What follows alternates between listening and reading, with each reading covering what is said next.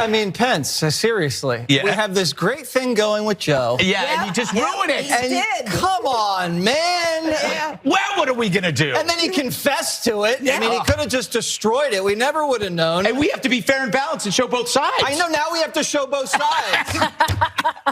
And you know Pence is so clean. He's so squeaky clean. He is clean. It's nothing like the real bad documents that Joe Biden was squirreling away. Do you think he just wanted to be included?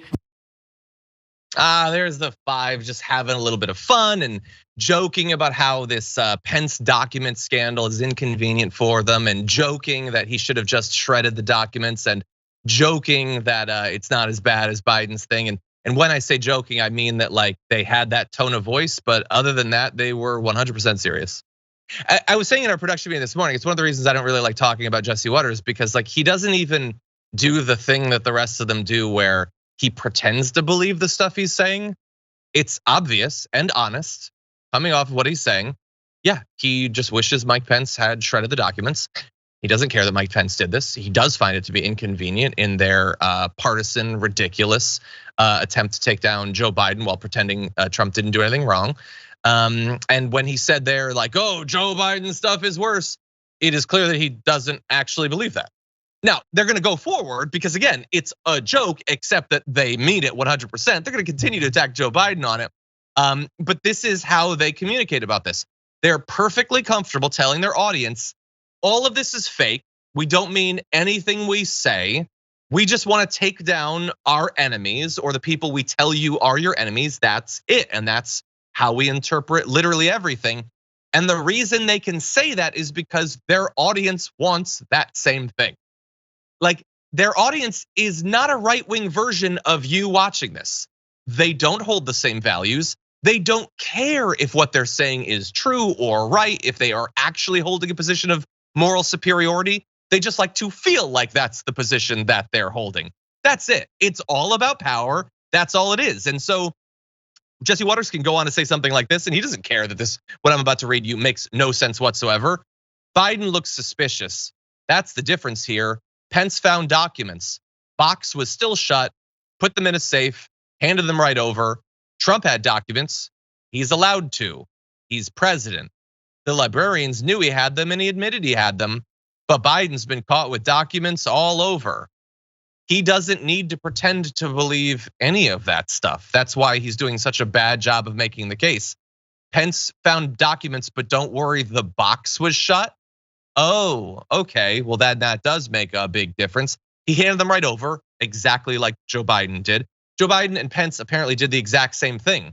They saw what was happening with Trump, so they started searching their locations. They found documents, they turned them in. That's what they did. It's very different than what Trump did, which is that yes, Jesse Waters, Trump had documents, but no, obviously he's not allowed to have them.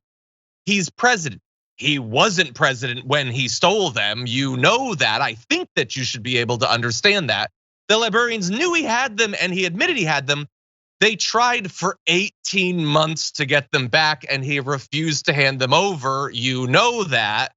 We know all of this and it's all irrelevant because again, he doesn't really need to make a good case or pretend to hold actual principles because his audience doesn't want that. They just want to win. Sorry, JR. It's a frustrating story because everybody is so fake and so stupid.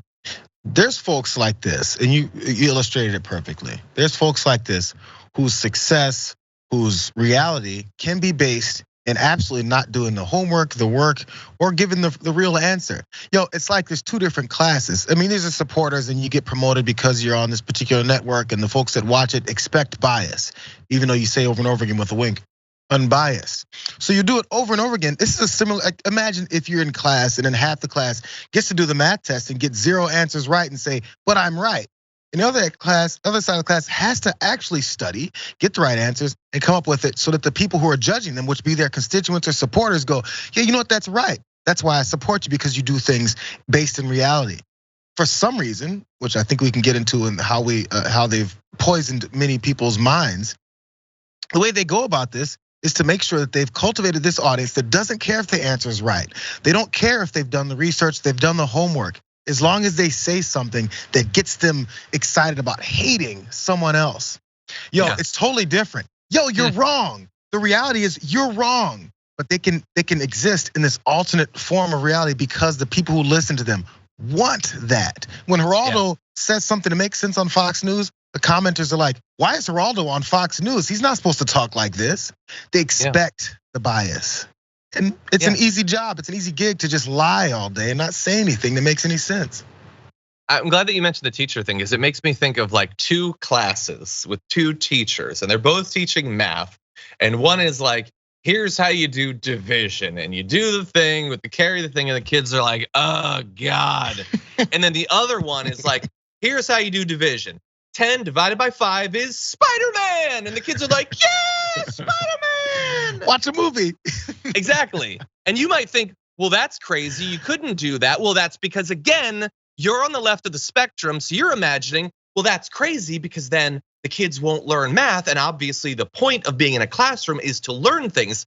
No. Well, the incentives in this case, if we're being honest about the metaphor, is that one teacher is trying to teach math, the other is trying to be popular with the class, and that's the only thing that determines if they keep their job. They don't need the kids to actually pass a test.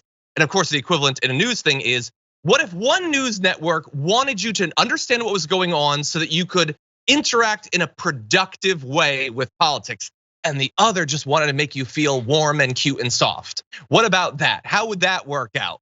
And that is exactly what is going on. They don't need their audience to know anything. They don't want their audience to know anything. And honestly, their audience is less interested in learning than even they are. But that's how they gain popularity and clout and money and all of it. For more political news breakdowns, interviews, stories of activism, and me trying my hardest to care about the occasional big celebrity news story, subscribe to our YouTube channel at youtube.com/The Damage Report. And you can ring the bell wherever it is so you don't miss anything.